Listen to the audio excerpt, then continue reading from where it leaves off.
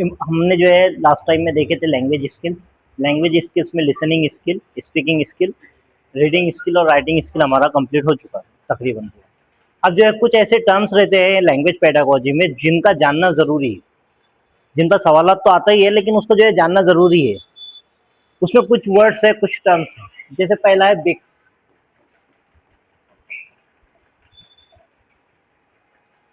बिक्स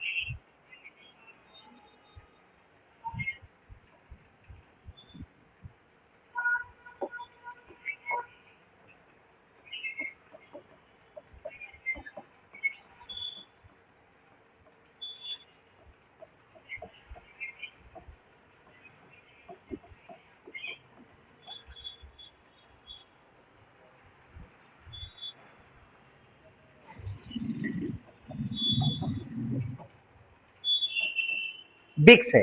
बिक्स जो है short form है, फुल फॉर्म है इसका बेसिक इंटरपर्सनल कम्युनिकेशन स्किल। जब हम लोगों से बातचीत करने के लिए जो कम्युनिकेशन इस्तेमाल करते हैं इनफॉर्मल वे में, वो कहलाता है बिक्स। जैसे मिसाल के तौर पर एक किस्म से बोली, आम लोगों के साथ में बातचीत करते वक्त में जो हम लैंग्वेज इस्तेमाल करते हैं वो क्या कहलाती है? बिक्स।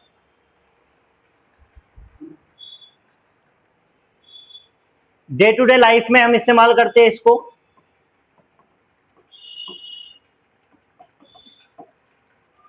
सोशल इंटरेक्शन के लिए इस्तेमाल करते हैं।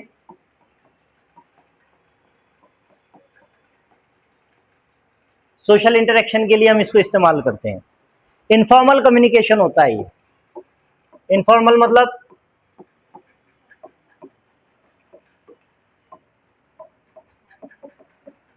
किताबी लैंग्वेज हम इस्तेमाल नहीं करते इसमें। और कॉन्टेक्स्ट जो होता है इसका, कॉन्टेक्स्ट ये बहुत ज्यादा रिच होता है। इसको 2 मिनट में समझ लेते हैं। बिक्स को कहते हैं बेसिक इंटरपर्सनल कम्युनिकेशन स्किल्स। लोगों से बातचीत, रोजमर्रा जिंदगी में लोगों से बातचीत करने के लिए हम जो जबान का इस्तेमाल करते हैं वो क्या कहलाते हैं? बिक्स। वो स्किल है एक तरह से लोगों से बातचीत करना। तुम किताबी लैंग्वेज लोगों के साथ में बोलेंगे तो तुम कनेक्ट कर पाएंगे? नहीं कर पाएंगे। इस वजह से वहां की जबान के एतबार से, वहां के लोगों के सोसाइटी के एतबार से तुम जो जबान इस्तेमाल करते हैं, जो स्किल इस्तेमाल करते हैं जबान की, वो कहलाती है बिक्स, बेसिक इंटरपर्सनल कम्युनिकेशन स्किल। ये डे टू डे लाइफ में हम इस्तेमाल करते हैं। इस पर सवाल आ चुके हैं। डे टू डे लाइफ में हम इस्तेमाल करते हैं, इनफॉर्मल तरीके से होते हैं, मतलब जो है हम स्कूल में या कॉलेजेस में नहीं इस्तेमाल करते, बल्कि कहां पर करते हैं? सोसाइटी में इस्तेमाल करते हैं।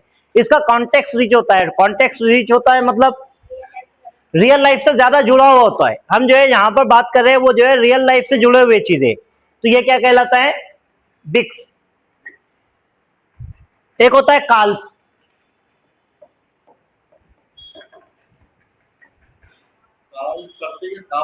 काल्प ये असल में वो नहीं है, ये इंग्लिश नहीं है, ये जो है ना इसका एब्रिविएशन है।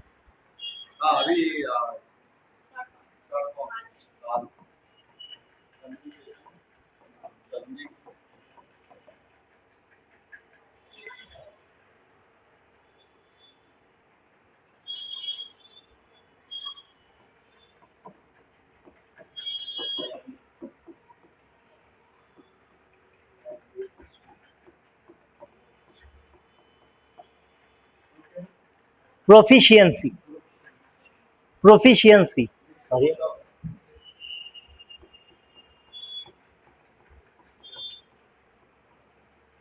प्रोफिशिएंसी एकेडमिक और स्कूल में इस्तेमाल करते हैं। क्या होता है इसका पर्पस? एकेडमिक होता है, या स्कूल वगैरह में हम जो इस्तेमाल करते हैं वो लैंग्वेज कहलाती है। स्कूल टीचर, स्कूल में ये जबान इस्तेमाल होती है, टीचर इसको इस्तेमाल करते हैं। नोट मेकिंग के लिए हम इस्तेमाल करते हैं। और किसके लिए इस्तेमाल होगी? एक्सपेरिमेंट के लिए इस्तेमाल होगी।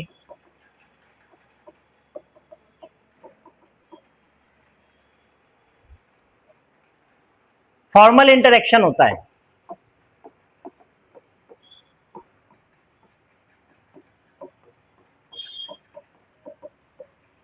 और इसका कॉन्टेक्स्ट कैसा रहेगा? पुअर रहेगा।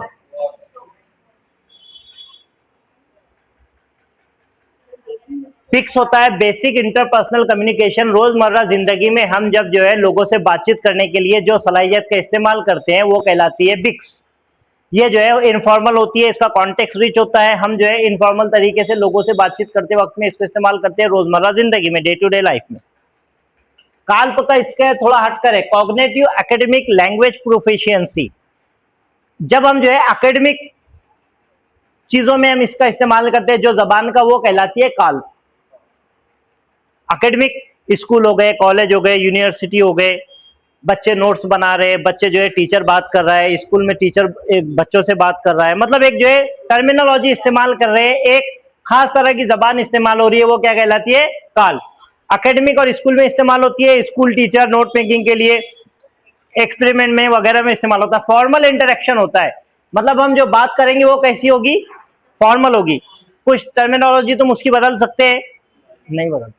और इसका कॉन्टेक्स्ट जो होता है ये पुअर होता है, मतलब रियल लाइफ से इतना जुड़ा हुआ महसूस नहीं होता है, बल्कि ऊपर ऊपर लगता है, अधूरापन लगता है। इस वजह से ये क्या है? इसका कॉन्टेक्स्ट पुअर है। मल्टीलिंगुअलिज्म,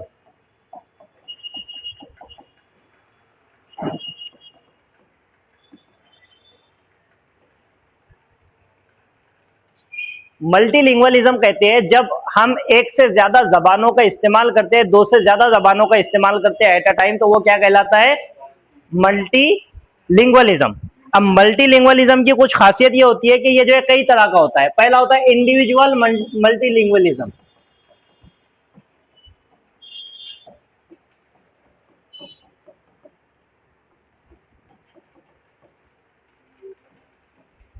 जब एक शख्स एक से ज्यादा जबानों का इस्तेमाल करता है, दो से ज्यादा जबानों का इस्तेमाल करता है, तो वो क्या कहलाता है? Individual multilingualism. बराबर है। दूसरा होता है सोसाइटल।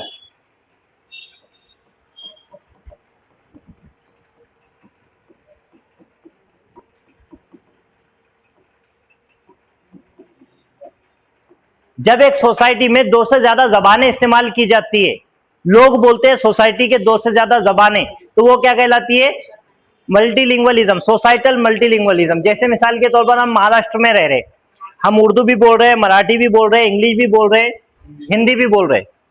ये क्या हो गया? Societal multilingualism. Simultaneous multilingualism,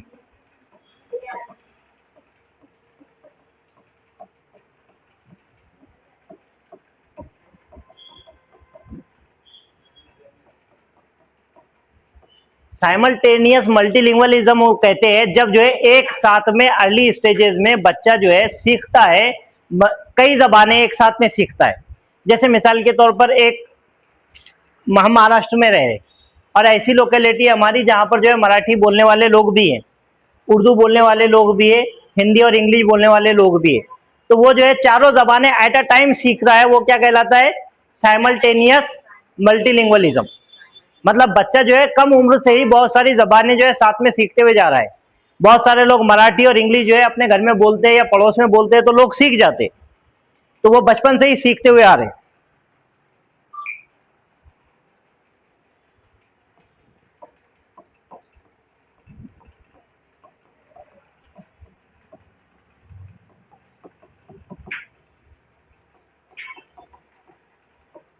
sequential multilingualism, sequential multilingualism कहते हैं पहले जो है एक जबान सीख रहा है, फिर उसके बाद दूसरी जबान सीख रहा है, फिर तीसरी जबान, फिर चौथी जबान, एक सीक्वेंस में सीखते जा रहा है, वो क्या कहलाता है? Sequential multilingualism.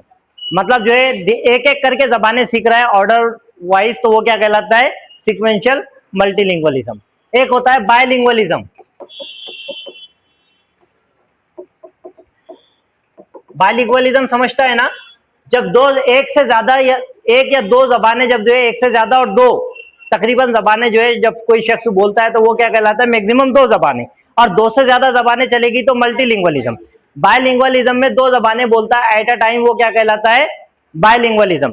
बायलिंगुअलिज्म के भी तकरीबन जो है यही पॉइंट है। पहला क्या है? इंडिविजुअल बायलिंगुअलिज्म, मतलब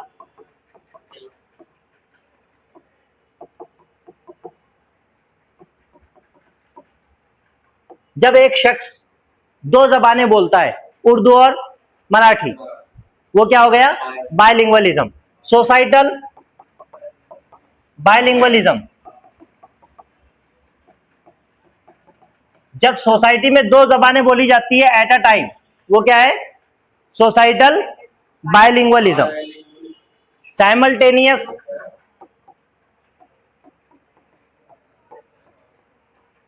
बायलिंगुअलिज्म, जब जो है दो जबानें एट अ टाइम बोली जाती है बचपन से ही, वो क्या कहलाता है, साइमल्टेनियस बायलिंगुअलिज्म। चौथा है सीक्वेंशियल बायलिंगुअलिज्म,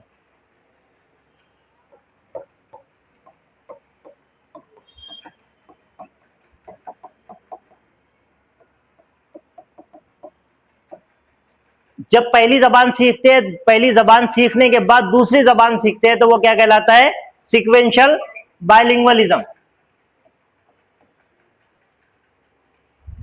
पांचवा होता है एडिटिव बायलिंगुअलिज्म।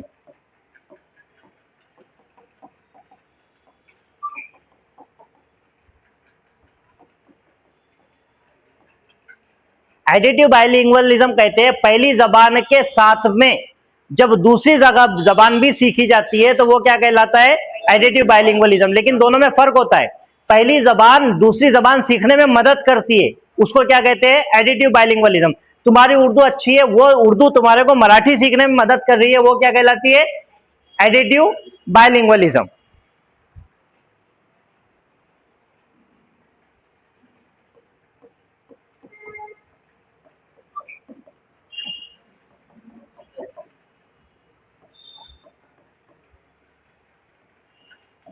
जब दो जबानें सीख रहे हैं तो एक जबान जो है दूसरे जबान एक जबान सीखते हैं तो दूसरी जबान कमजोर हो जाती है, वो कहलाती है सब्सट्रैक्टिव बायलिंगुअलिज्म।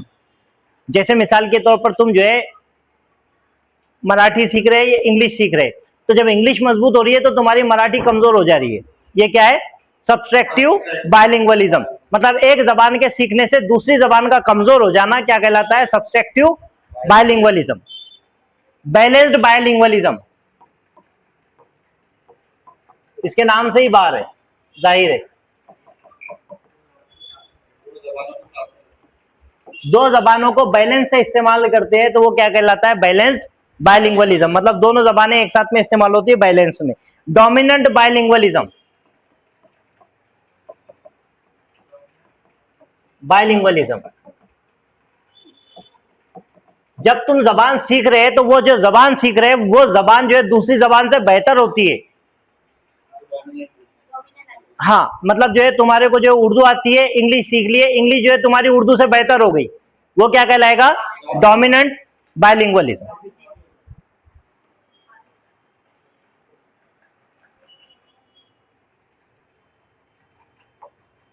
उसके बाद का कंसेप्ट है ट्रांस लैंग्वेजिंग।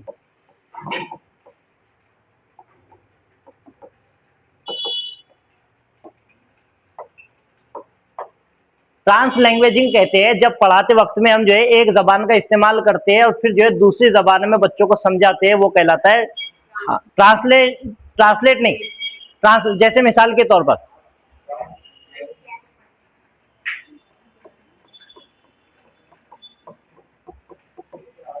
इसका प्रोनाउंसिएशन क्या है,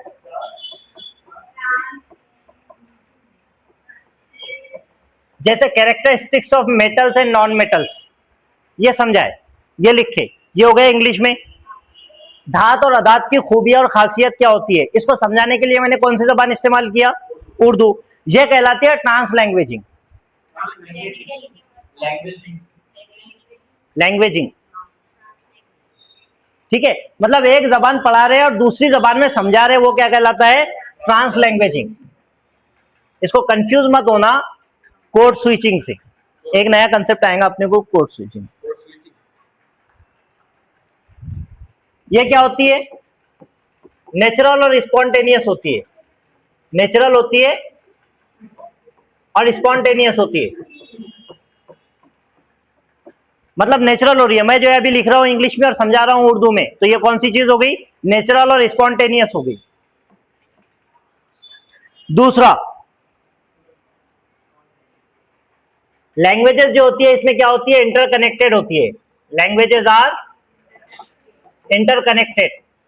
मतलब जो है दो लैंग्वेजेस को हम एक साथ में जोड़कर पढ़ा रहे हैं ना, इंग्लिश में लिख रहे हैं और उर्दू में समझा रहे हैं, तो क्या होगी, जबान कैसी हो गई, इंटरकनेक्टेड हो गई।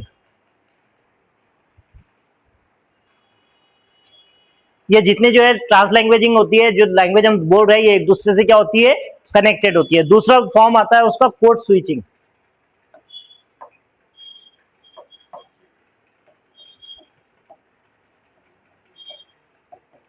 मैंने जो है, ठीक, कोड स्विचिंग क्या हुआ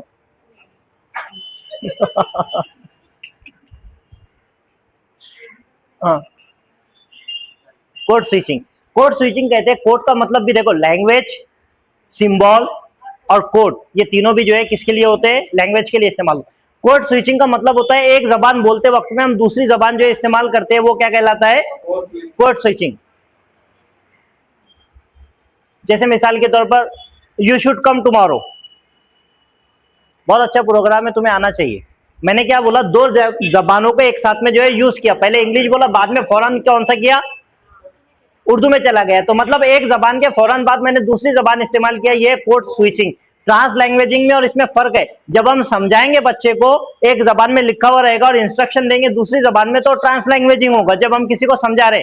लेकिन हम बोलते वक्त में दो जबानों का इस्तेमाल कर रहे हैं एट अ टाइम बातचीत में, तो वो कहलाता है कोड स्विचिंग।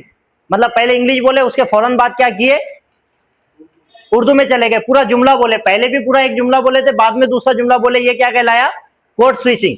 उसके बाद में आता है कोड मिक्सिंग। कोड मिक्सिंग में हम क्या करते हैं, जबानों के अल्फाज जो है मिक्स करते हैं एक ही जबान में। मुझे प्यास लगी थी, मैंने वाटर बुलाया, अब थोड़ा बहुत ड्रिंक किया, मतलब पानी, हाँ वो समझ में आया। तो कहने का मतलब क्या है, एक ही जबान में हमने दूसरी जबान के अल्फाज को जो है मिक्स किए, इस वजह से ये क्या कहलाता है, code mixing, code switching, code mixing.